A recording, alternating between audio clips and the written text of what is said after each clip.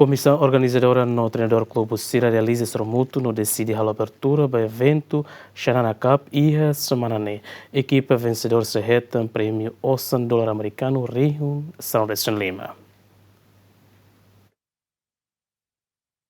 Comissão organizadora da taça rotativa Xanana Cup reuniu no Resineng halau encontro treinador Clube Sira Horidada Rifa no decide atual abertura do evento Xanana Cup e a semana né.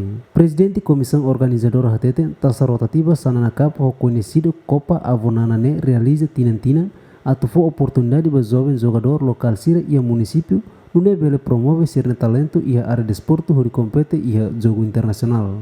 Tahalo preparação atau abertura né ia de 28 agora.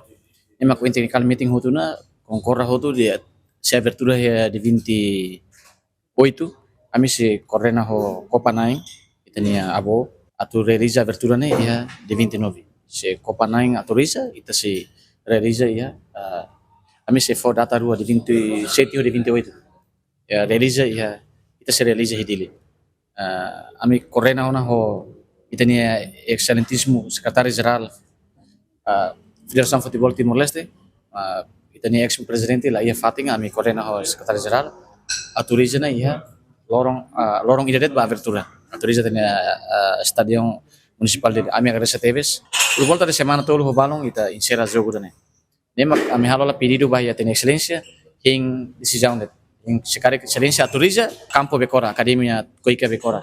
Depois, opção segunda, uma campo, grupo outro a cara gleno. Atau motiva liutan sira, inisiativa liutan sira, onde sah domi futebol. Não minimiza conflito e a railaran. Treinador PNTL FC, Eduardo Pereira Tete, mais que tempo preparação limitado, mas sira na fatin esforço atau bela tur jogo né.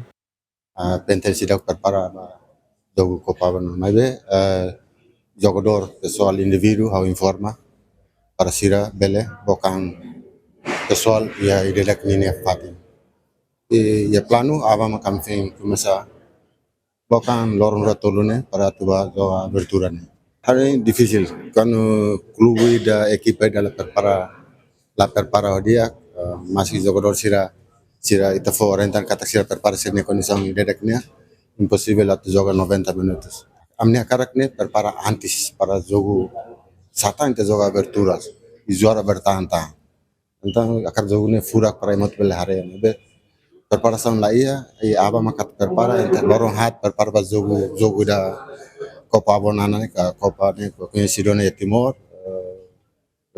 jogo da lahirana sempre rame mas pentel ne preparação so ya lorong hat espera kata jogador sira bele condição dia que sira bele lorong hirane bele aplica saída makami lorong hirane bele ya jogo abertura.